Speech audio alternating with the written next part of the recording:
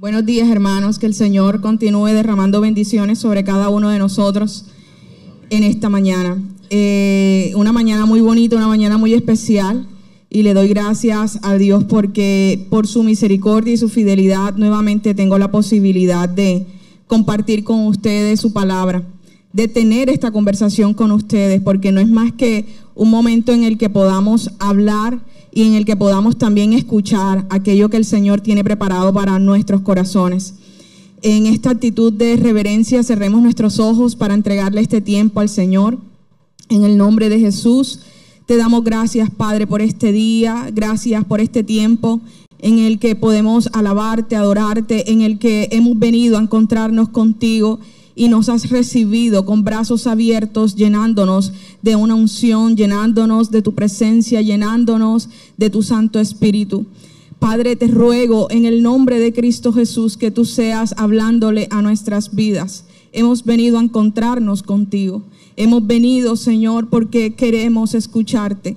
Solo tú conoces lo que hay en nuestros corazones, lo que hay en nuestra mente, nuestras luchas, nuestras peticiones, nuestros agradecimientos. Hoy en el nombre de Jesús queremos que los cielos se abran y que tú derrames un denuedo, que tú derrames una unción, que tú derrames una presencia y un mover especial sobre todos los que aquí estamos. Háblanos, Señor, conforme a lo que hay en nuestra vida, a lo que hay en nuestro corazón. Hemos venido, Señor, a escucharte solo a ti. Por eso yo me quito de este lugar para que tu Santo Espíritu siga teniendo control, soberanía y se siga estableciendo en nuestras vidas, en nuestros corazones, en nuestra alma. Es tu tiempo, Padre, y te recibimos en el nombre poderoso de Cristo Jesús. Amén. Bueno, hermanos, entonces entrando en materia el día de hoy, entre la fe y la incredulidad, ¿qué camino estás eligiendo?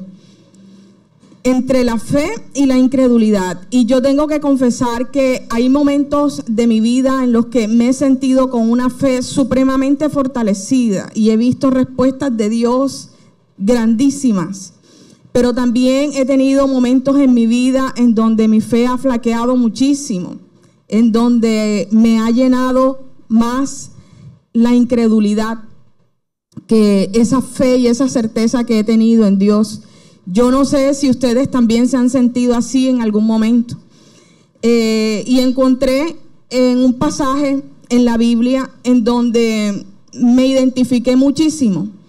Y quiero compartirles con ustedes porque de pronto también hemos pasado y hemos transitado por esos mismos caminos, a veces caminos de fe, a veces caminos de incredulidad. Y aunque apenas estamos iniciando, sí es preciso dejar una claridad, y es que en medio de la incredulidad el Señor también se ha manifestado poderosamente. Vamos entonces y revisemos lo que nos dice el Señor en el libro de Marcos, capítulo 9. Vamos a leer de los versículos 14 al 29. Y en la Reina Valera titula esta porción de la palabra: Jesús sana a un muchacho endemoniado. Dice la palabra del Señor en el nombre del Padre, del Hijo y del Espíritu Santo. Cuando llegó a donde estaban los discípulos, vio una gran multitud alrededor de ellos y escribas que disputaban con ellos. Y enseguida toda la gente, viéndole, se asombró y corriendo a él le saludaron. Él les preguntó: ¿qué disputáis con ellos? Y respondiendo uno de la multitud dijo: Maestro, traje a ti a mi hijo que tiene un espíritu mudo, el cual donde quiera que le toma, le sacude y le echa espumarajos y cruje los dientes y se va secando. Y dije a tus discípulos que lo echasen fuera y no pudieron. Y respondiendo él, les dijo: oh, generación incrédula, ¿hasta cuándo he de estar con vosotros? ¿Hasta cuándo os he de soportar? Traédmelo.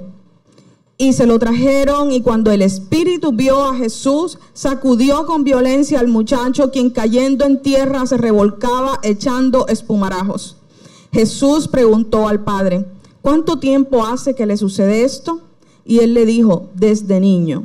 Y muchas veces le echa en el fuego y en el agua para matarle. Pero si puedes hacer algo, ten misericordia de nosotros y ayúdanos. Jesús le dijo: si puedes creer, al que cree todo le es posible. E inmediatamente el padre del muchacho clamó y dijo: creo, ayuda mi incredulidad. Y cuando Jesús vio que la multitud se agolpaba, reprendió al espíritu inmundo, diciéndole: espíritu mudo y sordo, yo te mando, sal de él y no entres más en él. Entonces el espíritu, clamando y sacudiéndole con violencia, salió, y él quedó como muerto, de modo que muchos decían: está muerto. Pero Jesús, tomándole de la mano, le enderezó y se levantó. Cuando él entró en casa, sus discípulos le preguntaron aparte: ¿por qué nosotros no pudimos echarle fuera? Y él les dijo: este género con nada puede salir, sino con oración y ayuno. Grande es el Señor, y estas experiencias que tuvo Jesús en su ministerio de verdad que marcan profundamente nuestra vida actualmente. Vamos a entrar entonces a detallar qué pasó en ese momento. ¿Quiénes estaban allí? ¿Cuáles eran los personajes? Los discípulos. Estaban los discípulos, y vamos a empezar a ponernos en el lugar de cada personaje. Y yo me imagino un grupo de discípulos que sentían una impotencia enorme. Estaban también los escribas. ¿Y quiénes eran los escribas? Los doctores de la ley. Los escribas en su momento eran quienes llevaban el mensaje de la ley. Se sabían la ley más que nadie en la vida, más que nadie en ese entonces. Entonces era un conflicto inicialmente entre la fe en Jesús de los discípulos y la ley tradicional que exponían y profesaban los escribas.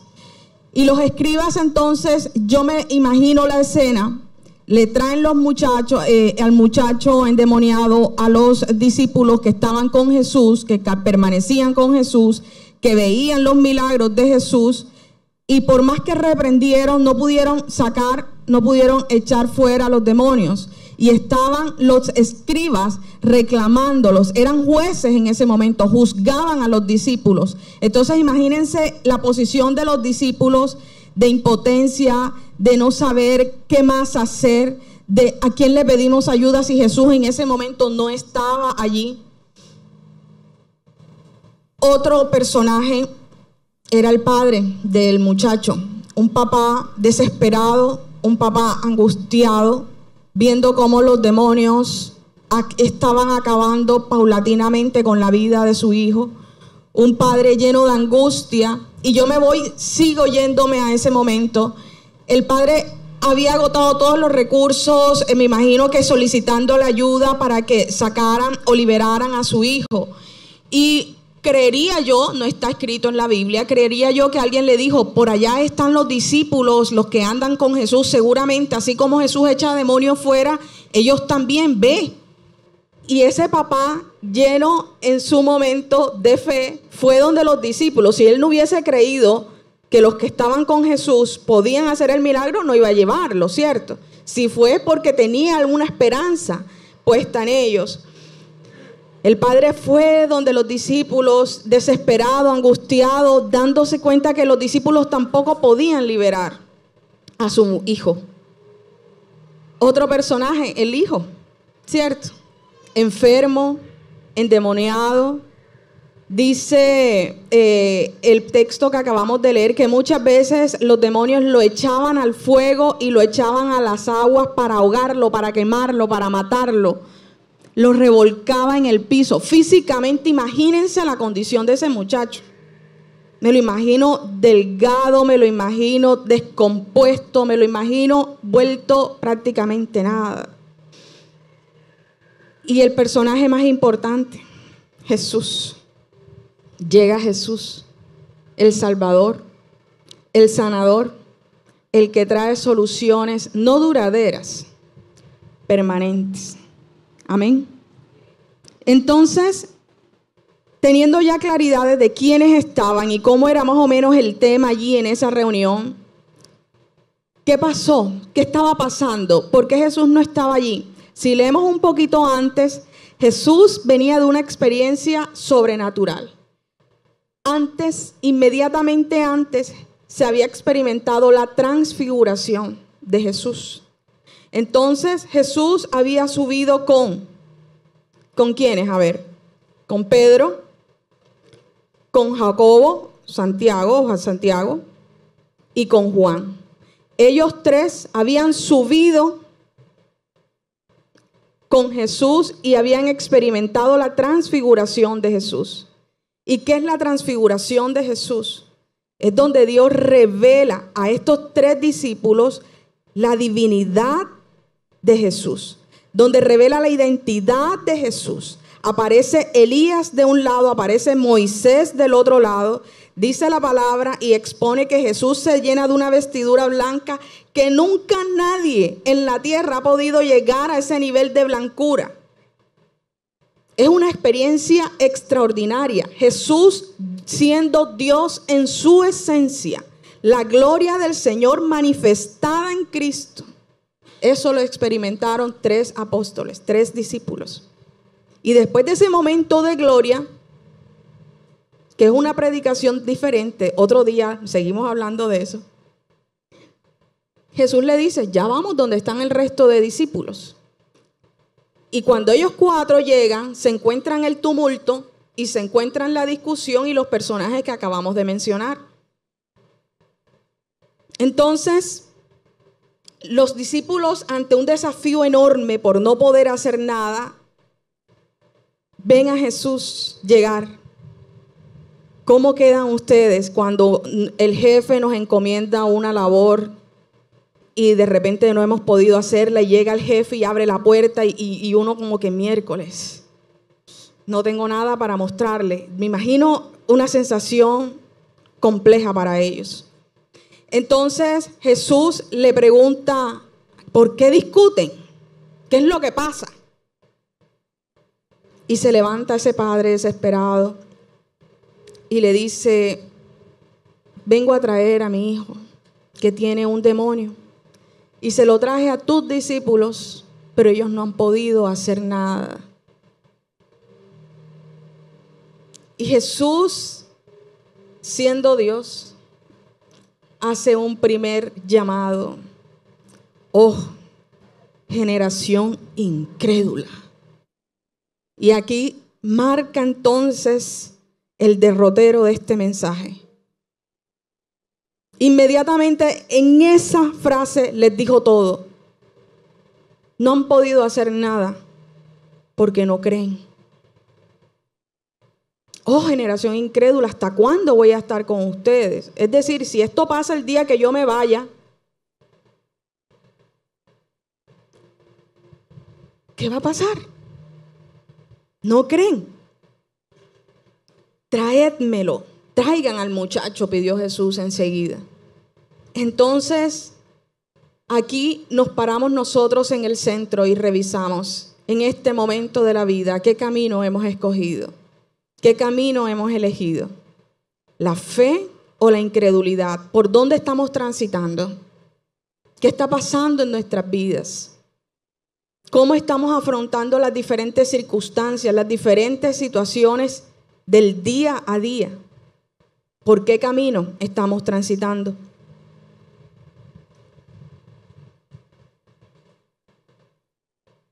¿Qué es la fe?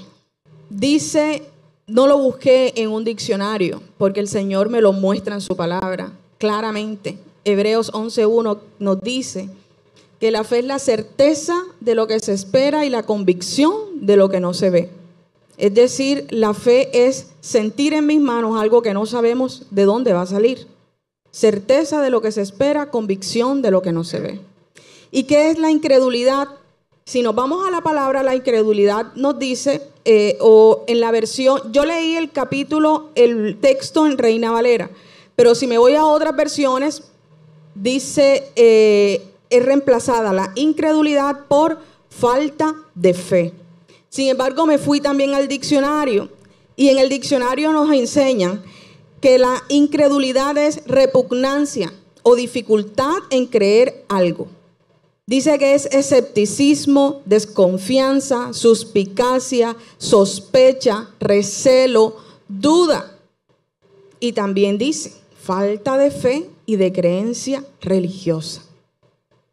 Ya tenemos claro qué es fe, qué es incredulidad. Lo chistoso aquí de esta historia, o lo que causa curiosidad, es lo que queda entre líneas en la medida que uno va leyendo. Resulta que los discípulos en ese momento no pudieron echar fuera, no pudieron liberar a ese muchacho. Y dice Jesús, incrédulos, porque no creían. Pero inmediatamente le traen el muchacho a Jesús. Dice que el espíritu ve a Jesús, lo reconoce, sabe quién es el espíritu inmundo. Tira al muchacho al suelo y lo sacude. El enemigo sabe claramente quién está contigo. Claramente en quién has creído. Y esa es una de las armas más grandes que nosotros tenemos. A Dios de nuestro lado y se nos olvida. La conversación avanza en medio de ese caos. El espíritu ve a Jesús, el muchacho empieza a revolcarse y Jesús en medio de esa escena, imagínense ese muchacho allí, imagínense la situación. El muchacho allí siendo tomado por ese espíritu inmundo y Jesús con calma le pregunta al papá, ¿desde hace cuánto está así? No salió corriendo a... ¿no? Ven acá, papá, ¿desde hace cuánto está así? Nos damos cuenta que es un joven porque la Biblia habla de un muchacho. Y el Señor dice, desde niño está así, desde niño está siendo atormentado. Entonces, empecemos a entrar, a detallar las entrelíneas. Desde niño está así, Jesús. Si tú puedes hacer algo, si tú puedes, ten misericordia y ayúdanos. Y Jesús le responde, si tú puedes creer, para el que cree, todo es posible. Y allí es donde digo lo que está en entre líneas. Y vamos al primer punto de este mensaje. Jesús sigue en el trono. ¿Por qué lo denomino así? El muchacho viene y le dice, si tú puedes. Jesús le dijo, es que no se trata de mí. Yo lo puedo todo. Yo soy rey. Yo estoy reinando. Yo soy Dios soberano. Yo sigo en el trono. Se trata de ti. Si tú crees, para el que cree todo es posible. Jesús le responde de una manera excelente, maravillosa, sorprendente. De esas preguntas que hacen y confrontan, que me confrontan. Llegar en oración y decirle, Señor, si puedes, ayúdame. Señor, si puedes. Dios siempre puede. Y por eso he denominado este primer punto del mensaje, Jesús sigue en el trono. Jesús reina. ¿Qué pasa con nosotros que se nos olvida en quién hemos creído? ¿Qué pasa con nosotros que se nos olvida quién dio la vida por nosotros? Él todo lo puede. Usted cree en el Dios creador. Usted cree en aquel que lo mantiene en pie. ¿Quién es Dios para ti? ¿En qué Dios has creído? Y a mí se me eriza la piel cada vez que el pastor pone el video. ¿Tú lo conoces? Y lo busco en YouTube, en mi casa y en la oficina. Cuando me entra la duda. ¿Conocemos realmente a Dios? ¿Quién es Dios para ti? ¿Por qué le pregunto, si tú puedes, ayúdame? ¿Será que tú puedes sanar? ¿Será que tú me puedes levantar? ¿Será que tú me puedes responder? ¿Será que tú puedes restaurar mi familia?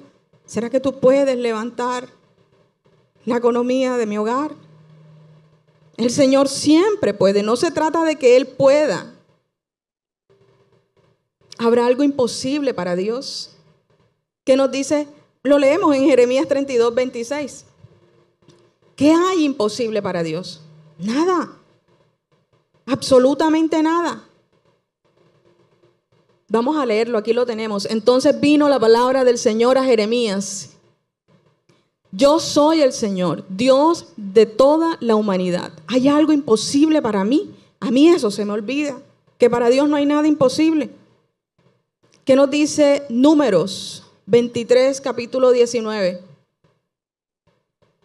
Él no es hijo de hombre para mentir. Dios no es un simple mortal para mentir y cambiar de parecer. ¿Acaso no cumple lo que promete ni lleva a cabo lo que dice? Las promesas que Dios nos ha dado, Él las va a cumplir.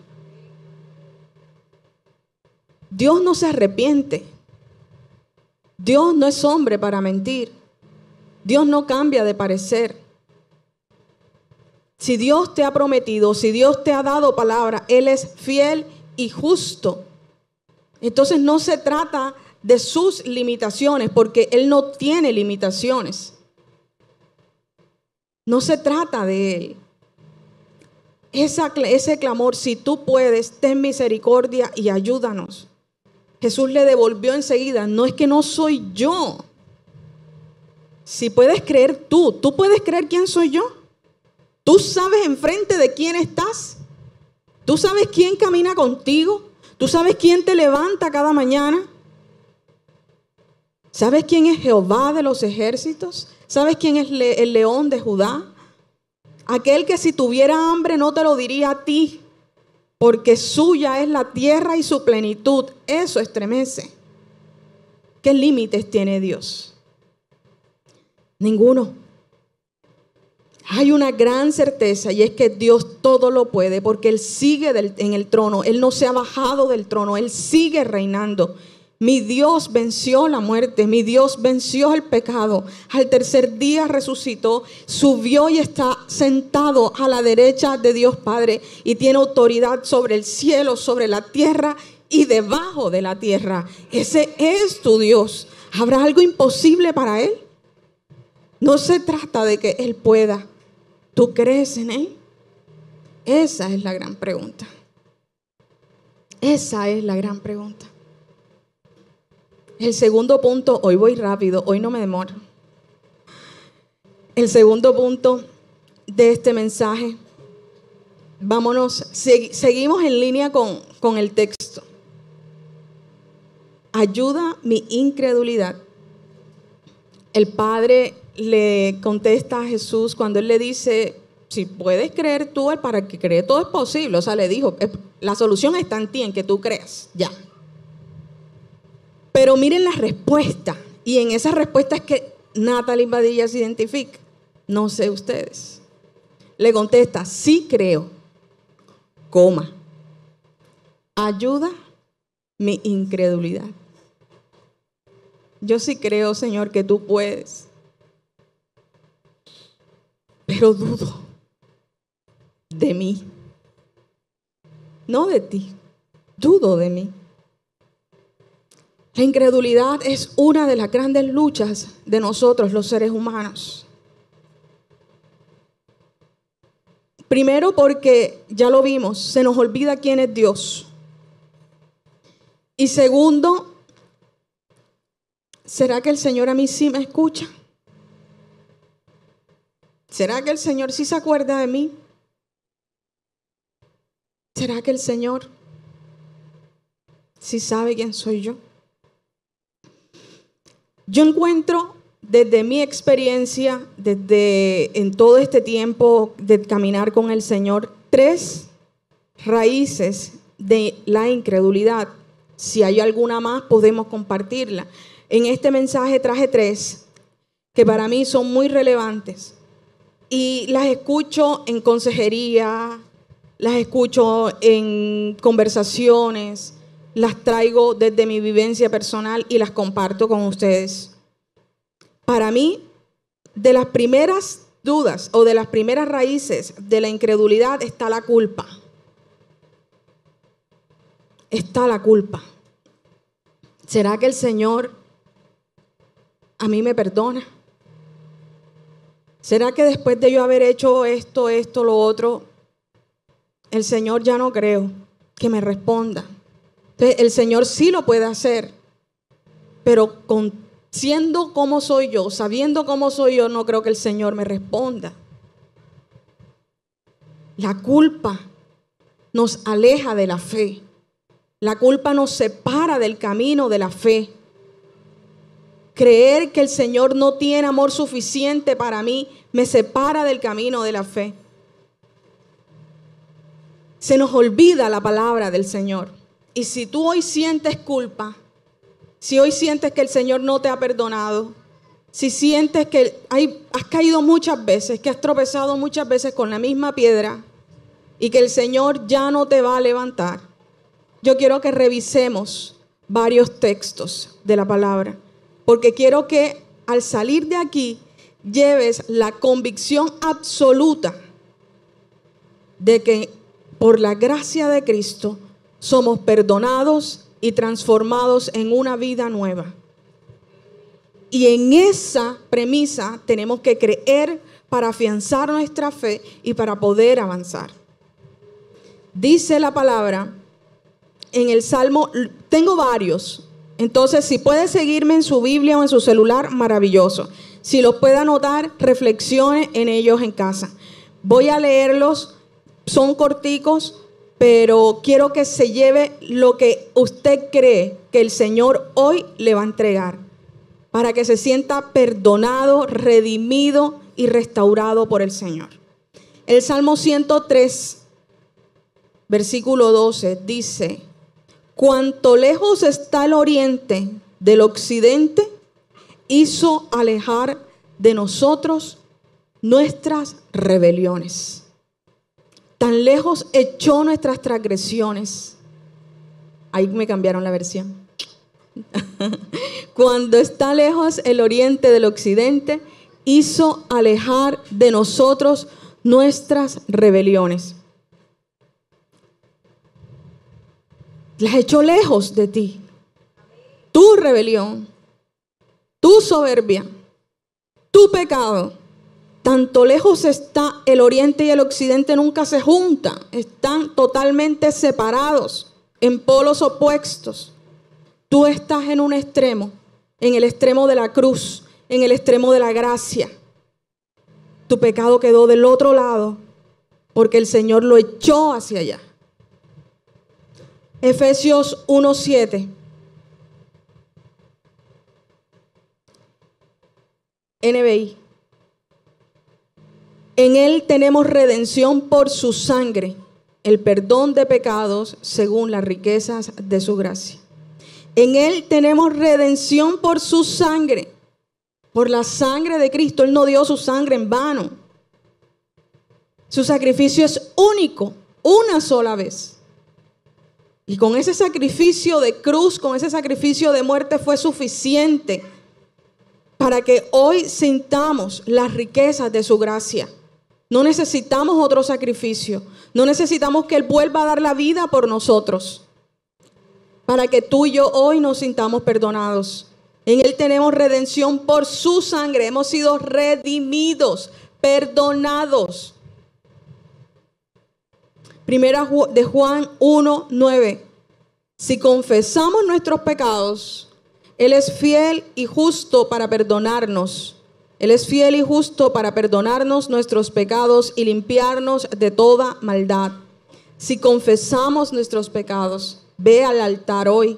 Si hay algo que te pesa, si hay alguna culpa que te inmoviliza, que no te permite crecer, que no te permite avanzar, ve a la cruz y confiesa ante el Padre tu pecado. Confiesa ante Él aquello que te ha estado separando. Y Él dice que si tú confiesas, Él es fiel y justo para perdonar. Y aquí yo quiero detenerme un poquito en hablar de gracia. Muchas veces malinterpretamos la gracia del Señor y creemos que la gracia es un permiso que tenemos para pecar deliberadamente, porque por su gracia soy salva y por su gracia, si caigo otra vez, el Señor me vuelve a perdonar. Si pensamos de esa manera, no hemos experimentado realmente la gracia del Señor. Porque la gracia no es solamente perdón para lavar nuestros pecados, para limpiar ese regalo inmerecido de perdón de nuestros pecados, sino que la gracia del Señor te transforma. La gracia del Señor te lleva a vivir una vida de obediencia. La gracia del Señor toma tu corazón y te permite, te ayuda, te impulsa a vivir una vida nueva en Cristo Jesús. Eso es gracia. Cuando yo confieso, cuando yo me aparto y cuando tomo la decisión real de no volver atrás, de entender que por su gracia soy libre y en su gracia puedo ser una nueva persona en Cristo Jesús. Daniel 9, capítulo 9, versículo 9 dice: el Señor nuestro Dios es misericordioso y perdonador, aunque nos hemos rebelado contra Él. Él es misericordioso y perdonador. Isaías 43, 25. Habla el Señor, yo soy el que borro tus transgresiones por amor de mí mismo y no me acuerdo más de tus pecados. Si ya tú has confesado, si ya tú te has apartado, dice que los que se apartan alcanzan ¿qué? Misericordia. El Señor nuestro Dios el Señor borra nuestras transgresiones por amor de nosotros mismos, de sí mismo, y no se acuerda más de nuestros pecados. Ya el Señor borró. ¿Por qué sientes culpa todavía? Isaías 1, versículo 18. Venid pues y arreglemos el asunto, dice el Señor. Aunque vuestros pecados sean como la grana, como la nieve, serán emblanquecidos. Aunque sean rojos como el carmesí, como la blanca lana serán. Entonces, yo solamente tomé 6 versículos para que a partir de hoy, a partir de este momento, usted sepa que de nada sirve cargar una culpa que el Señor, en su infinito amor y en su infinita misericordia, ya ha quitado. Él ha perdonado nuestras vidas. Él te ha limpiado del pecado. Entonces, no permitas que la incredulidad enraizada en la culpa le baje el volumen a tu fe. Entonces, si hoy te das cuenta que en tu oración no te sientes perdonado y que por eso piensas que Dios no te escucha, a partir de este momento empieza a creerle al Señor. A partir de este momento empieza a elegir el camino de la fe. En ti soy libre. Jesús hizo un infinito y un inmenso sacrificio por ti. Reconoce ese sacrificio en tu vida. Yo lo reconozco en mi vida. Otra raíz de la incredulidad es la pérdida de identidad, de nuestra identidad. A nosotros se nos olvida quién somos. A nosotros se nos olvida por completo qué fue lo que Dios hizo por ti, en ti y para ti. Y vamos entonces a Isaías 43.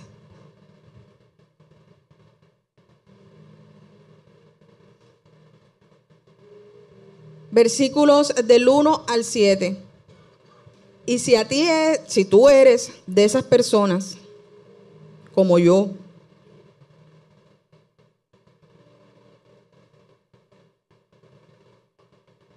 que se nos olvida quiénes somos, vamos a este capítulo, vamos a esta porción de la palabra, para que nunca más tengamos duda de quién somos.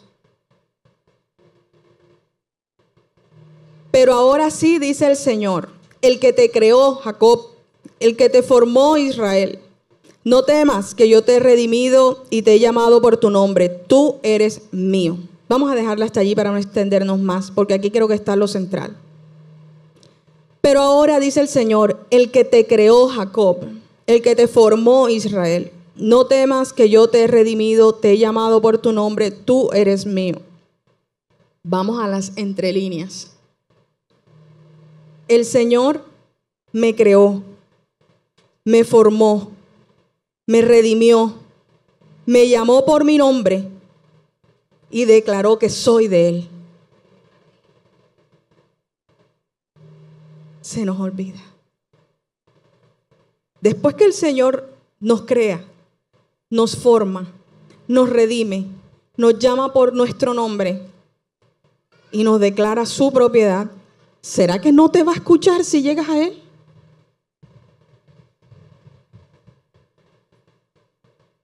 ¿Tú no escuchas a tu hijo? ¿A los que tienen hijos? ¿Cuánto más el Señor? Eres creación de Dios. Eres propiedad de Dios, del Rey de Reyes, del Señor de Señores. ¿Por qué no crees en tu papá, en el que te formó, en el que te puso un nombre, el que está preparando una morada con una plaquita que tiene tu nombre?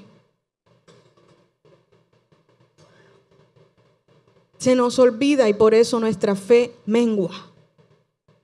Por eso nuestra fe se debilita. Por eso no vemos muchas veces gloria cuando ya el Señor ha abierto los cielos.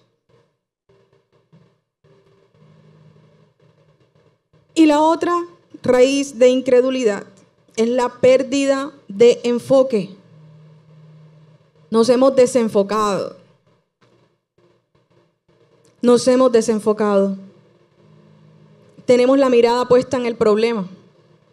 Perdimos el enfoque. Nuestro enfoque debe estar siempre con la mirada puesta en Jesús, en Cristo, en Dios Padre soberano, en el Espíritu Santo que vive en nosotros.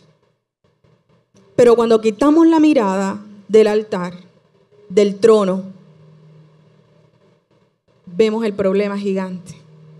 ¿Cómo lo voy a solucionar? ¿Será que el Señor sí puede restaurar? ¿Será que el Señor sí puede sanar?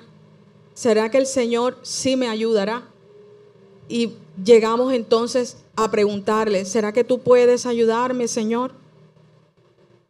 En este problema tan grande, ¿cómo hago para conseguir? Yo no tengo estrategia, yo no tengo dinero, yo no tengo fuerzas. Perdemos el enfoque. Tenemos que tener la mirada en la cruz. Si yo tengo claro, entre otras cosas seguramente, lo poquito que hemos conversado el día de hoy, que Jesús sigue en el trono reinando, que Jesús perdonó mis pecados, que soy creación suya. Si yo sigo con mi mirada puesta allí, no hay problema que me derribe, porque sé quién va conmigo. Porque sé quién está conmigo, porque sé quién pelea por mí. Yo estoy segura que si los discípulos hubiesen tenido clara su identidad, ellos hubiesen podido expulsar ese espíritu inmundo. Pero se les olvidó quién caminaba con ellos. Se llenaron de miedo. Se llenaron de miedo. Y el miedo nos inmoviliza. El miedo detiene muchas veces la respuesta. Y si no me creen, vamos rapidito a hacer un recuento de lo que pasó muchísimo tiempo atrás. Cuando mandaron a los espías para que echaran una miradita a la tierra donde debían entrar. Y cuando vieron unos gigantes, se devolvieron llenos de miedo. ¿Y qué dijeron? Hay unos gigantes, nosotros no vamos a poder con ellos. Y dejaron de entrar a la tierra prometida y siguieron dando vuelta 40 años en el desierto. ¿En quién centraron su mirada? En los gigantes, en el problema, en el obstáculo. Nosotros no podemos derribar eso. Se les había olvidado que quien estaba con ellos había abierto el mar. ¿Cierto? Quien caminaba con ellos, de día les ponía una nube, de noche les ponía una columna de fuego. Se les olvidó que caminaba con ellos, les daba de comer todos los días, caía del cielo maná. Pero ese Dios gigante se había vuelto así de chiquitico cuando se dieron cuenta, miércoles, ¿será que ese Dios que abrió el mar, yo no creo que pueda vencer a estos gigantes que están aquí? Y así es nuestra actitud muchas veces. Yo no creo que Dios me ayude con todo esto que yo tengo encima. Perdemos el enfoque. Mi enfoque tiene que estar centrado en Cristo Jesús, en la cruz. En la cruz. Es que yo no veo respuestas. Es que yo no sé de dónde el Señor va a hacer esto. Yo necesito que Dios haga algo nuevo en mi vida, pero no sé cómo. Vamos a Hebreos 11, 1, 3. Siempre nos quedamos en Hebreos 1, 11, 1. La fe es la certeza de lo que se espera y la convicción de lo que no se ve. Y no vamos a la parte de abajo que el Señor nos explica, nos sustenta, porque Dios no se queda con nada. 2 versículos más abajo el Señor explica por qué es la certeza de lo que no se ve. Muchas o pocas veces nos sentamos a meditar sobre eso. Y nos dice el Señor, ahora bien, la fe, bueno, vamos a leerlo aquí. Vamos al primer versículo. Ahora bien, la fe es la garantía de lo que se espera, la certeza de lo que no se ve. Gracias a ella fueron aprobados los antiguos. Por la fe entendemos que el universo fue formado por la palabra de Dios, de modo que lo invisible no provino de lo que se ve. ¿Me ayudan con la versión Reina Valera? Que nos explica de pronto con más detalle. El Señor nos dice, la fe es la certeza de lo que se espera y la convicción de lo que no se ve. O sea, aquello que tú estás esperando viene de lo que no se ve. Y tú dices, ¿y cómo es eso posible? En el tercer versículo, ¿qué nos dice el Señor?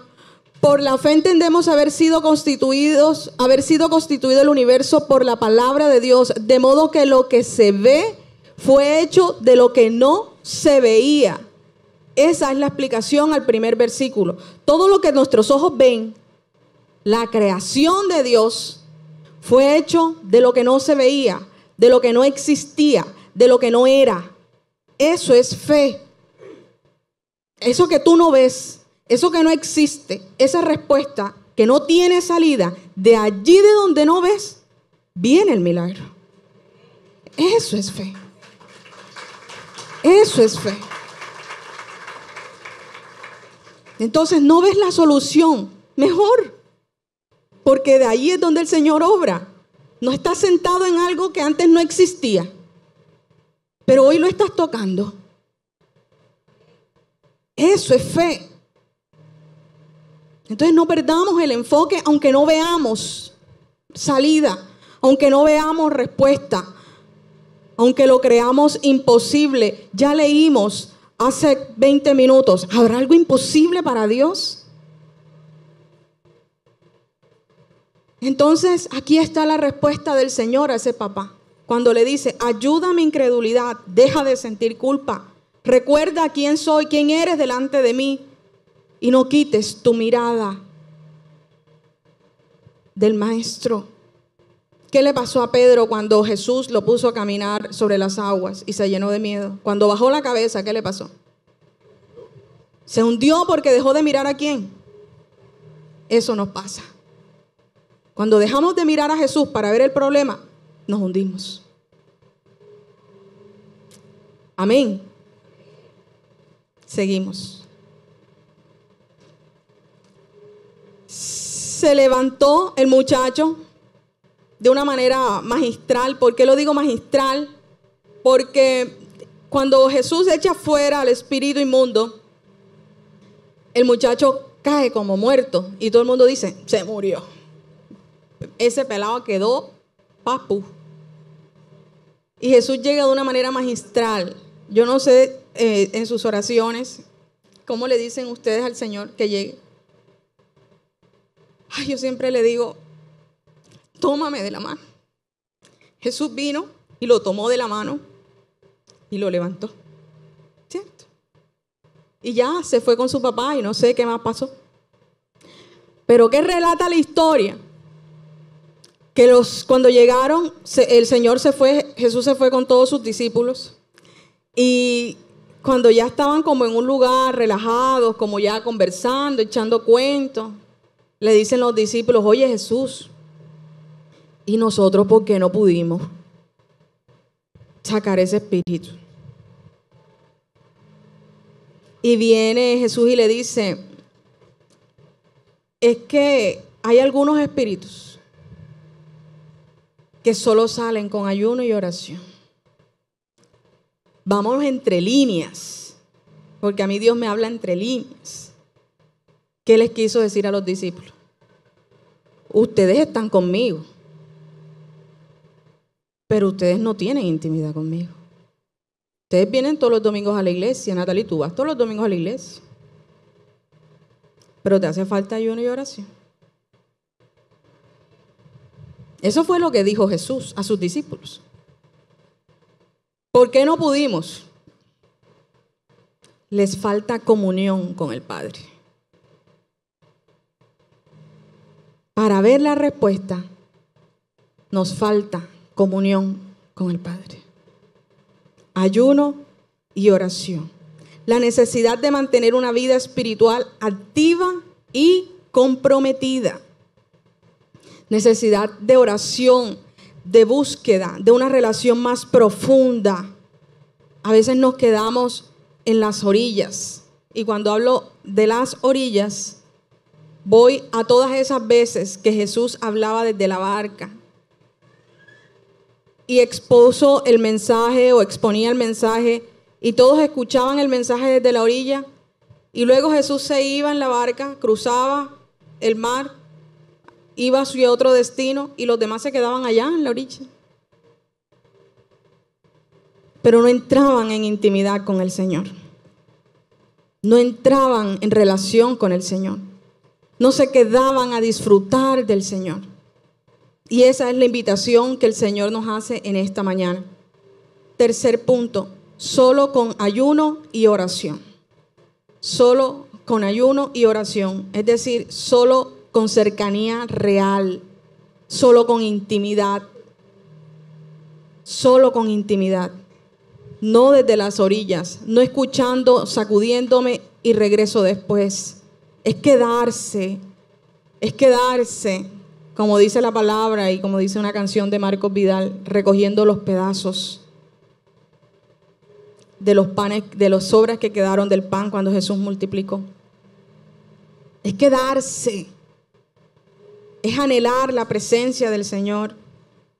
Es que nos despertemos y en el mismo momento en que abras los ojos, tu primer pensamiento sea Él y te quedes un ratico hablando con Él. Es que busques escuchar su palabra, porque la fe viene ¿de dónde? Del oír su palabra. Miren, el universo, el Señor, yo he aprendido que está constituido a partir de reglas que están escritas entre líneas. Y una de ellas es: buscad primeramente el reino de los cielos. Eso es una regla. Busca primeramente el reino de los cielos. Ayuno y oración. Búscalo. Busca, anhela el reino. Que nuestro anhelo sea conocer de verdad al Señor. Que nuestro anhelo sea conocer realmente a Jesús. Que no se quede solo con las palabras que alguien viene y te dice aquí un domingo, un miércoles, no sé. Que tu anhelo sea: Señor, yo quiero realmente conocer más de ti. ¿Quién eres tú? Revélate a mi vida. Yo quiero escuchar tu voz. Yo quiero sentirte. Pero que ese sea un deseo diario de todos los días. Yo quiero más de ti. Dile al Señor: yo quiero ser tu discípulo. Yo quiero ser tu amiga. Yo quiero que tú a mí me confíes tus secretos. Yo quiero que tú a mí me reveles tu presencia. Eso le faltó a los discípulos, a pesar de que estaban con Él. Y eso es lo que también me confronta. ¿Qué se deja para mí? Que yo no veo todos los días a Jesús. ¿Qué se deja para mí? Que la única forma que tengo de encontrarlo es a través de la oración. Y si yo no oro, y el día que a mí me pasa una situación de esta, ¿cómo la enfrento? ¿Cómo la enfrento? ¿Cómo la enfrento? Pablo lo recuerda a Timoteo de una forma muy buena. Y yo la traigo hoy acá a colación.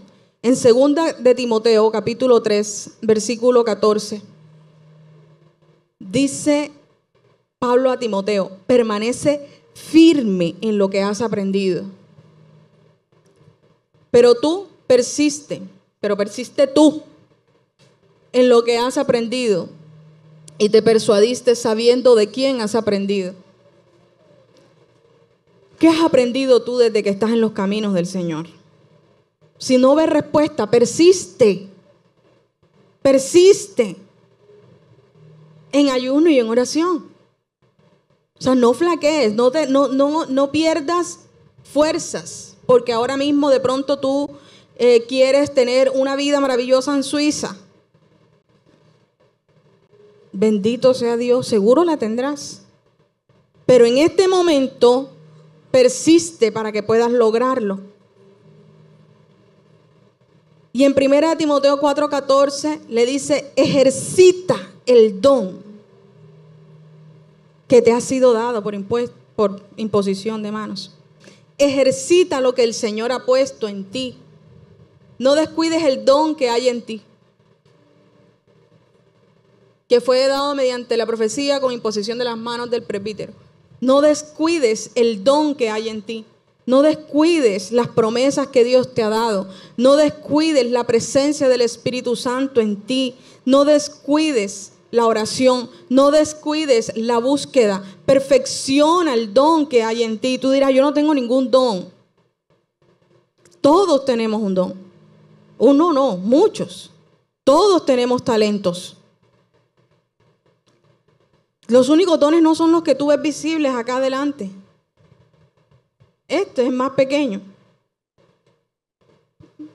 Ahorita, hace unos días en consejería, alguien me decía que a veces estaba triste porque tiene tantos años en el evangelio y él sentía que no ha crecido. Porque de pronto interpreté quizá que no tiene un rol visible. Pero después empezó a hablarme y ha llevado un proceso lindo con una cantidad de jóvenes. Ha levantado jóvenes, le ha dado esperanza a jóvenes. Personas se acercan a él buscando un consejo. Y yo le decía: ese es el mejor púlpito. La satisfacción de sanar un corazón, de ser instrumento de Dios para sanar un corazón, no tiene nombre. No necesitamos estar aquí para perfeccionar nuestra relación con el Señor. Ya Él se encargará de llevarnos donde tenga que llevarnos. Entonces, intimidad con el Señor es lo que nos hace falta. No hay respuesta que se oculte o que no se reciba cuando hay fe. No hay respuesta que no se reciba cuando hay fe. Y de pronto ustedes me dirán: es que yo tengo mucha fe, pero tengo un año sin empleo. Allí, en ese año, se ha manifestado la gloria del Señor. Pero como no tengo mi mirada puesta en la gloria de Cristo, solo veo el dolor, solo veo el sufrimiento. ¿Y cuántas personas hoy siguen en pie viéndote a ti, que a pesar de no tener una respuesta, sigues firme en los caminos del Señor? Eso es una respuesta a tu prueba, pero no la vemos. Porque a veces creemos que Dios tiene que respondernos materializándonos ya lo que a nuestro corazón anhela, pero se nos olvida la bendición que trae el proceso. Se nos olvida la gracia que alcanzamos en el proceso. Se nos olvida que en la debilidad Él perfecciona su poder. La incredulidad no nos deja ver la gloria del Señor. ¿Qué camino estás eligiendo? Aprendamos a creer. Aprendamos a confiar. Repitamos eso que dijo ese padre lleno de angustia: ayuda a mi incredulidad. Ayúdame, Señor, yo sí quiero creer en ti. Yo no quiero perder de vista tu poder. Yo no quiero perder de vista tu misericordia. Yo no quiero perder de vista tu gracia. Anhela cada día más. Cumple la regla. Busca primeramente el reino de los cielos. Como dice esa canción que me acordé ahorita, que les mencioné. Ya yo no quiero recibir el pan. Yo ahora quiero, mi alma quiere conocerte de verdad. Y hay veces en que le digo, más allá del milagro físico, lo que quiero realmente es saber que estás conmigo. Busquemos primeramente al Señor. Que cuando nos sentemos con Jesús, así como los discípulos, Dios mío, ¿yo por qué no alcancé a esto? La respuesta de Jesús no sea, te falta ayuno y oración. La respuesta de Jesús sea, en tu debilidad se perfecciona mi poder. Sé fuerte, sé valiente, recobra el ánimo. La fe es la fuerza creativa de Dios. Eso lo escuché en una predicación, en estas mañanas que a veces me pongo a escuchar predicación. La fe es la fuerza creativa de Dios. El temor y la incredulidad es la fuerza destructiva de Satanás. Quedé plop. Él se aprovecha de mi incredulidad para pisotearme, para juzgarme, para hacerme sentir culpable. ¿Qué camino estás eligiendo? El de la fe, aunque no veas nada, hoy estás sentado donde no había nada. O el de la incredulidad. El enemigo es tan astuto que utiliza las mismas reglas del Señor. El Señor utiliza la fe como una fuerza creativa para derramar su gloria sobre ti. El enemigo utiliza tu incredulidad como una fuerza para destruirte. La fe viene por el oír y el oír la palabra del Señor. La incredulidad viene por el oír y el oír el mundo. ¿Qué estás escuchando? ¿A qué le has alzado el volumen? ¿A la palabra del Señor? ¿O a lo que te dicen allá afuera? Levántate. Ya para concluir, voy a cerrar con una oración de la palabra que cerré en un mensaje que compartí aquí algún día. Pero que sigue siendo para mí una gran oración para levantarnos delante del Señor. Dice Efesios capítulo 3, versículo del 14 al 20. Y quiero que mediten en esta oración realmente. Se las comparto con humildad en el nombre del Señor. Es la oración que Pablo hace a la iglesia en Éfeso. Y dice, por esta razón me arrodillo delante del Padre, de quien recibe nombre toda familia en el cielo y en la tierra. Le pido que por medio del Espíritu y con el poder que procede de sus gloriosas riquezas, los fortalezca a ustedes en lo íntimo de su ser, para que por fe Cristo habite en sus corazones. Y pido que, arraigados y cimentados en amor, puedan comprender junto con todos los santos cuán ancho y largo, alto y profundo es el amor de Cristo. En fin, que conozcan ese amor que sobrepasa nuestro conocimiento, para que sean llenos de la plenitud de Dios, al que puede hacer muchísimo más que todo lo que podamos imaginarnos o pedir, por el poder que obra eficazmente en nosotros. A Él sea la gloria en la iglesia y en Cristo Jesús, por todas las generaciones, por los siglos de los siglos. Amén.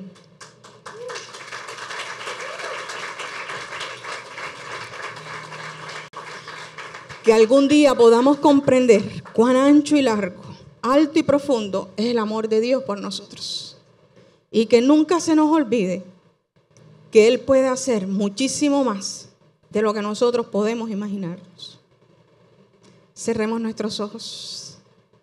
Señor, en el nombre de Jesús, gracias por tu palabra, por recordarnos que nada hay imposible para ti. Gracias en el nombre de Jesús por tu fidelidad, por tu gracia, por redimirnos, por perdonarnos. Gracias porque sabemos que en ti encontramos respuesta.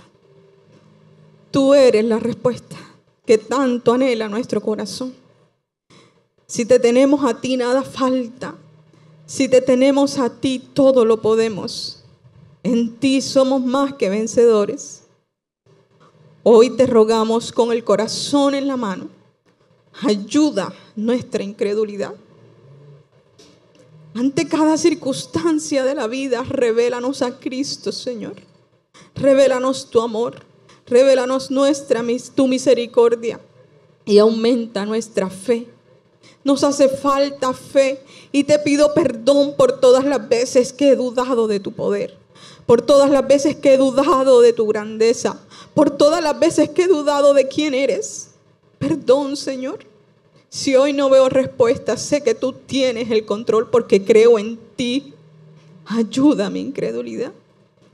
Ayúdanos, levántanos y reviste nuestras vidas con la presencia de tu Santo Espíritu, con tu perdón, con tu gracia, con tu misericordia. Tú haces todo nuevo. Danos una nueva vida en ti. Renueva, Señor, cada área de nuestra vida que requiera tu intervención. Renueva, Señor, un espíritu recto en nosotros para poder estar aprobados delante de ti. Llénanos de tu presencia. Gracias porque tus promesas son un sí y un amén. Y hoy creemos que aquello que anhela nuestro corazón en el nombre de Jesús es un sí y un amén. Alabamos y exaltamos tu nombre. Gracias por tu amor, papá. En el nombre de Jesús.